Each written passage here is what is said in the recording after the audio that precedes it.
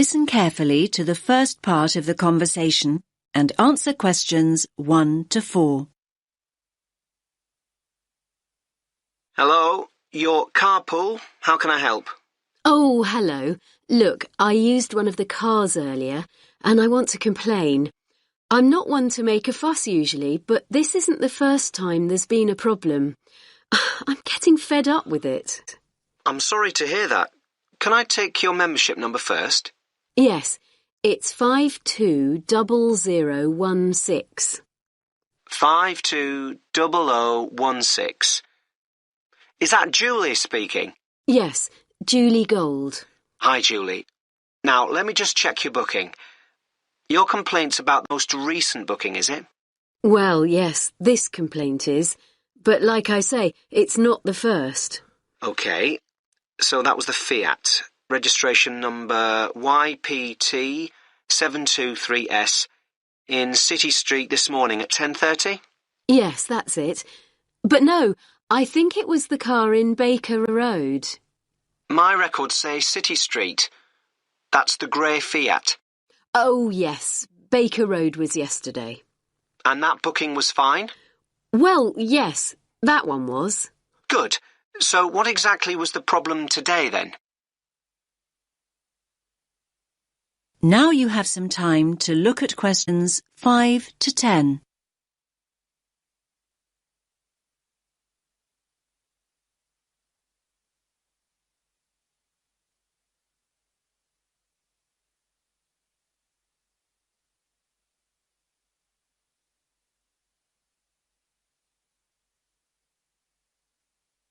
Now listen to the rest of the conversation and answer questions 5 to 10. OK, I went to pick the car up and it wasn't in the parking bay.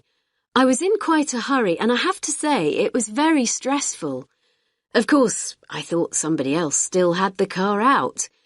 Anyway, I was about to phone when I saw the car on the other side of the street about 100 metres down. Can't you make it clear to users that they have to park the cars back in the bays? Well, yes, we do. If I had to guess, I'd say that the previous user left it there because the bay was occupied. We'll phone to check and find out, but that's the most likely explanation. But people aren't supposed to be occupying the parking bays, are they? Well, no, but they do. They usually think it's okay to park for a few minutes. Well, in that case, shouldn't members wait until somebody comes back to get their vehicle? I mean, in that situation, I always hoot and keep on hooting to alert the car owner to the fact I'm there and that I expect them to move. It usually takes only a few minutes. I wish people would show a little more patience. As I say, I'll phone and... There are other things I want to discuss. When I did eventually get to the car, I was shocked at how filthy it was, both inside and out. The wheels and the bottom of the vehicle were covered in mud. Inside, the carpets were muddy too, and the back seat covered in dog hair. It's pretty obvious that the last user had driven out to the country to take his dogs out walking. Can't there be some rules about what people can and can't use the cars for? I hear what you're saying, Julie. This is a fair point, and I'm very sorry. I certainly will call the previous user to take this up. And make sure that the cars are given a decent valeting every so often. Right, one more thing. Once I'd dusted off the seat and found the keys, I expected them to be left under a seat or in the door compartment, I finally started up the engine. I was dismayed to see how low the fuel gauge was. This has been the case before, and it's really annoying. I thought the membership regulations state quite clearly that it's the driver's responsibility to fill up when the gauge goes below the quarter full mark. Am I right? Yes, that is what we say. So how come I had to sort that out before I could get on with my journey? Look, I think all things considered, we'll compensate you for your experience today. How does that sound, Julie? Are you going to scrap the payment for today's booking? Well, I could do that, but now the booking's on the system, it's complicated. I'd rather offer you complimentary hours. Today's booking was for 4 hours, So we'll say you have 4 hours of uncharged usage taken off your next bill. But what if my next booking is for less than 4 hours? Don't worry. The booking will not be charged and the remaining amount will automatically go forward to the booking after that. All you have to do is key free hours into the comments option when you make the booking online. OK. I guess I should say thank you, but I'm still very cross. That is the end of section 1. You now have half a minute to check your answers.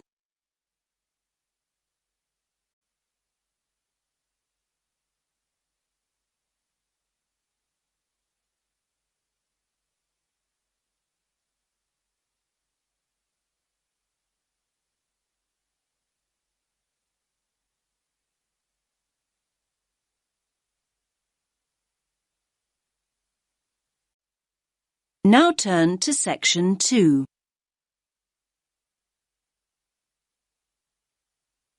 You will hear a man talking to teenagers about archery. First, you have some time to look at questions 11 to 13.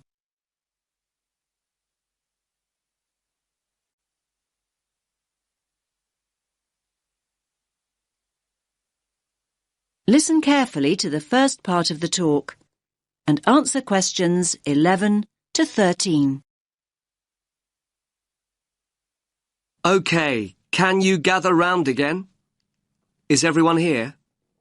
No, we're missing 2. Ah, here they come now. Right, the next activity is the last one before lunch. So, archery. And I can tell you this activity is the favourite of a lot of our visitors. It's great fun and very relaxing.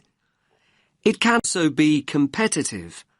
I think we should get the idea, have some practice, and then introduce a bit of competition, if you're up for it. Good idea? I'm going to start with the basics. Archery is the practice, or art, some might say, of using a bow to propel an arrow. Archery was initially used for hunting and combat, an important aspect of warfare in the distant past. Today, archery is largely a recreational activity and sport. The very first bows and arrows, and we're going back thousands of years, were very simple. The bow was straight, but bent into a curve when the string was pulled back. The further back the string was drawn, the greater the tension, and the faster and further the arrow flew. Later, bows were designed to be curved. This meant there was an existing inbuilt tension, and the archer, that's you in a few minutes, exerted less energy drawing back the string. When curved bows were not in use, they were unstrung. That means the string was taken off, so that the bow was not left in a state of tension. I think it's interesting that almost every culture had bows and arrows at some point during their development. Of course, we've all seen Native Americans with bows and arrows in the movies, but the very oldest bows originate from Scandinavia and Northern Europe. The use of bows and arrows died out with the invention of firearms, though I must point out that the earliest gunners were far less efficient than an expert archer. Archery as a recreational activity started to become popular not long after that. Anyway, that's enough history. Do go online, though, if you want to know more. Now you have some time to look at questions 14 and 15.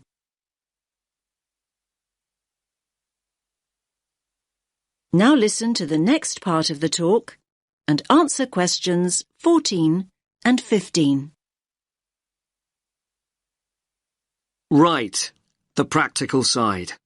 First of all, safety. Now, you might have played with bows and arrows when you were kids, but these bows and arrows aren't toys. They're not dangerous if used properly and safely. but they certainly can be dangerous if used carelessly. So everyone, please stand here on this side of the line until I say otherwise. Nobody walks towards the targets until I say it's safe to do so. When I say so, everyone puts down their bow, and then we can all go into the target area. Each of you will fire one at a time. I don't want to see anyone load their bow when it's not their turn. When you've fired, you put your bow down and wait until it's your turn again. Is that clear? Now you have some time to look at questions 16 to 20.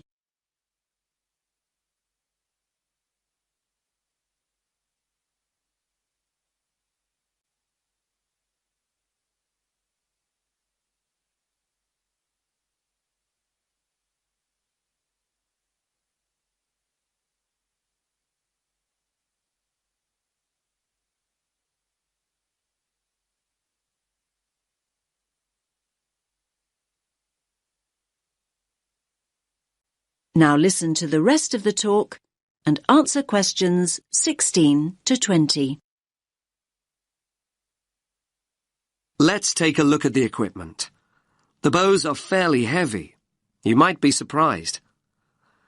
We'll spend a moment practicing holding the bow properly before we load one up. I'm holding it now, in the position in which you'll hold it. The drawstring is here, and again you might be surprised at the tension. You'll need to practice drawing back the string. Just above the middle of the bow, here, is the sight. You look through this as you would with a rifle. Using a bow and arrow without a sight is perfectly possible. Most master archers do this, but having one will certainly help you to start off with. Now I'll put the bow down and show you an arrow. The shafts of our arrows are wooden, but fiberglass arrow shafts are now common too. Traditionally, as I'm sure you'll know, the fletching at the top of the arrow, not the tip end of the arrow, was made of feathers. We have some arrows with feather fletching, but we also have some with what we call vanes. That means the fletching is made of solid plastic. All of you have a quiver with 6 arrows in it. You should tie the strap of the quiver around your waist, like this. As I've said, you take an arrow from your quiver when I say so, when it's your turn and not before. Oh, I nearly forgot. Protection. Everyone has a chest guard and hand guard, like those that I'm wearing. I'll show you how to put the chest guard on in a moment. And a bracer. The bracer's a smaller arm pad that protects the inside of your arm from the string. For those of you in a t-shirt today, that's important. But the bracer will also stop the string catching on the sleeve of a jumper or jacket. Right, so before we pick up the bows, let's have a look at these chest guards. That is the end of section 2. You now have half a minute to check your answers.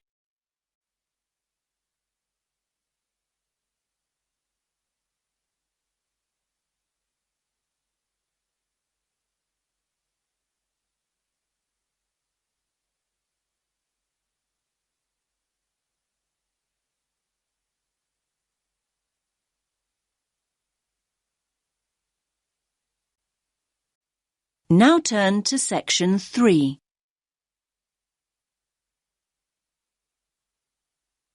You will hear a tutor giving advice to a student. First, you have some time to look at questions 21 to 28.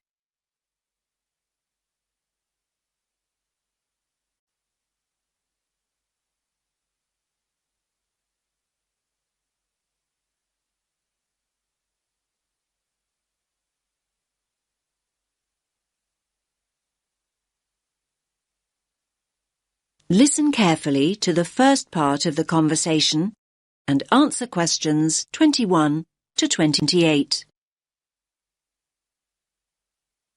Hi, Leo. What is it you wanted to ask me about? I'm worried about the exams.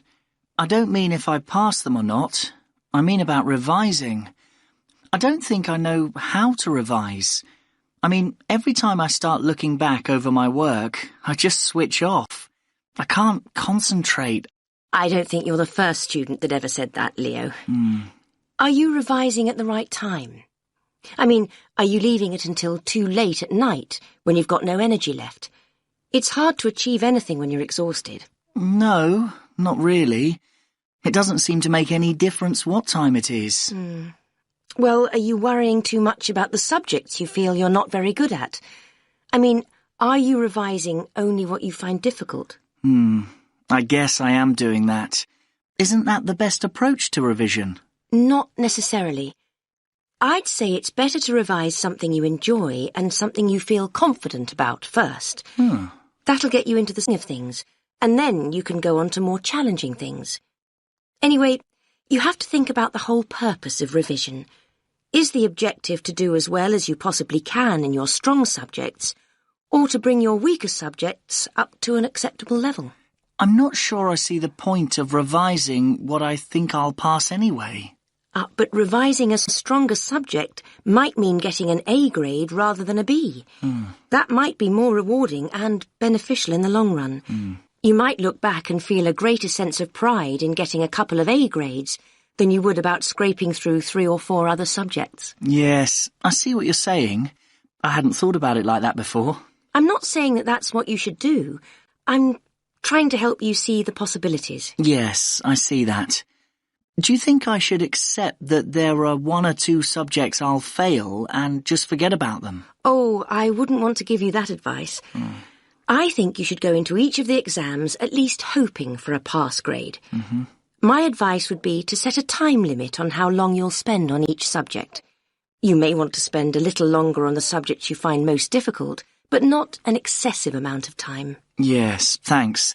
That's helpful advice. Do you have any more tips about how to go about the actual studying? I mean, how can I keep focused? Well, what sort of learner do you think you are? What do you mean? Well, if you're a visual learner, you like seeing things. From what I know of you, I think you probably are a very visual learner. So what does that mean in terms of revising? You probably learn best with images or diagrams. You could try organising information into tables or flowcharts. I do sometimes make mind maps. Good idea. I think mind maps can really help you organise your thoughts. And another thing, have you thought about revising with other students? I didn't think that would be a good idea. I mean, if I can't concentrate by myself, I certainly wouldn't be able to concentrate when there's another person there to distract me. Now you have some time to look at questions 29 and 30.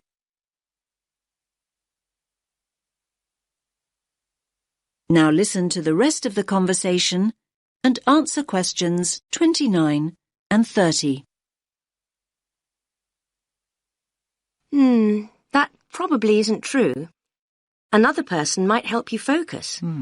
Lots of students get together with a friend, sometimes in groups, to revise. They usually work out some sort of structured procedure. OK, I'll think about it. I guess with a friend you could test each other. I mean, revise for a while and then take it in turns to ask each other questions. Now you're thinking in the right direction. You could also write short summaries or essay introductions, say, and then read and comment on each other's work. Both positive and critical comments coming from a peer can be very helpful. There are all sorts of collaborative strategies and, apart from anything else, having company is so much nicer than struggling through alone. OK, you've given me a lot to think about. Thanks for your time. I feel much more positive than I did. I'm really glad to hear that. Coming to see me in the first place was very sensible. Do come back and tell me how things are going in a couple of weeks. That is the end of section 3. You now have half a minute to check your answers.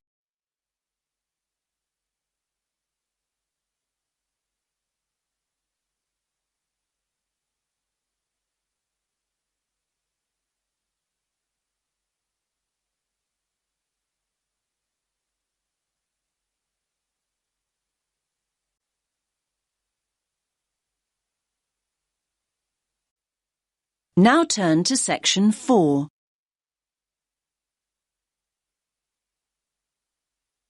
You will hear part of a lecture about the film director Alfred Hitchcock. First, you have some time to look at questions 31 to 40.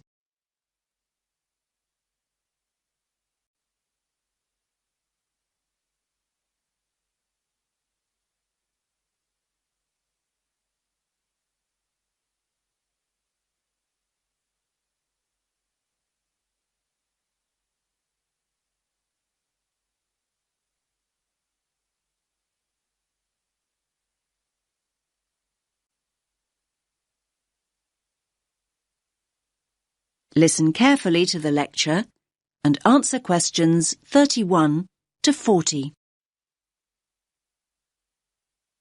We've been talking about prominent film directors, and today I want to talk about one of the most influential directors of them all, Sir Alfred Hitchcock. I doubt there's anyone here who hasn't seen at least one of his movies. Let me give you some film titles. Put your hand up if you've seen it. OK. The Birds. Vertigo. Rear Window. The 39 Steps. Marnie. And, of course, the most famous of them all, Psycho. OK, good. I can see you're all familiar with Hitchcock then. Now people assume that Hitchcock was from America, perhaps because he spent so much of his life working in Hollywood, but he was in fact born in London in 1899. He didn't actually emigrate until he was 40 years old. Most film critics would agree that Hitchcock had a huge impact on cinema. And you may be surprised to learn that he started making movies as early as the 1920s, when most films were silent. His first attempt, in 1922, actually ended in disaster. The film was ironically called Number 13, and production stopped at a late stage due to financial problems. But before he left Britain in 1939, he'd already made classics like Blackmail, the first film with sound made in Britain, The Man Who Knew Too Much, and The 39 Steps, and he was considered Britain's top director. So why was Hitchcock so influential? To start with, he pioneered techniques, especially in the genre of the psychological thriller. He was known as the master of suspense. During a career that spanned more than half a century, Hitchcock created a distinctive, perhaps unique style. One of his innovations was to use a camera the way a person watching would. This gave filmgoers the sense that they were voyeurs rather than just viewers. He exploited camera angles and used innovative editing techniques to build suspense and maximize anxiety. His eye for detail was astonishing. Did you know that the famous scene in Psycho, in which Marion is murdered in the shower, took a whole week to film? Yes, a scene little more than a minute long. There were around 60 camera positions, and the set had to constantly be deconstructed and reconstructed. Today, that kind of almost obsessive perfection simply wouldn't be cost-effective. A week filming one scene would blow the budget.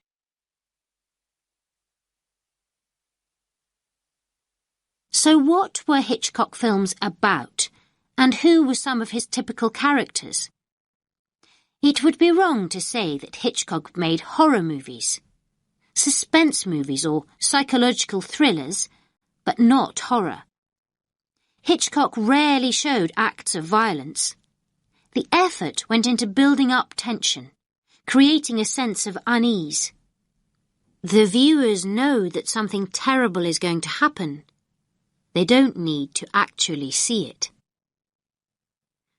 Although his stories feature psychopaths, murderers and fugitives on the run, the real strength of his work is the complex examination of his characters.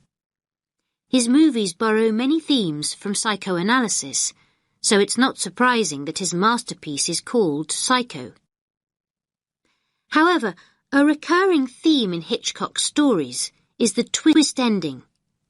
That's when the story ends in the way viewers least expect it to. I mean, the good guy turns out to be the bad guy, for example. Think of Psycho. It's the element of surprise that makes the end so creepy. Now, Hitchcock's movies feature many other elements of surprise. Daring elements, in fact. Again, I'll refer to Psycho. Marion is the principal character, and it is her that the viewer relates to and empathizes with. Marion has stolen money, and the viewer wants to know if she will get away with her crime or be caught and punished. Suddenly, a third of the way into the story, Marion is murdered and the entire dynamic changes. The original storyline is put on hold and a whole new story begins. No longer able to identify with Marion, the viewer begins to empathize with the new principal character, and that, of course, is the murderer, Norman. In this way, Hitchcock manipulates the audience into seeing the story from a whole new perspective.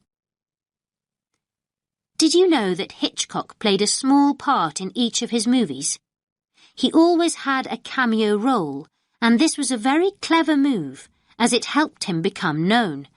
Filmgoers could put a face to the director.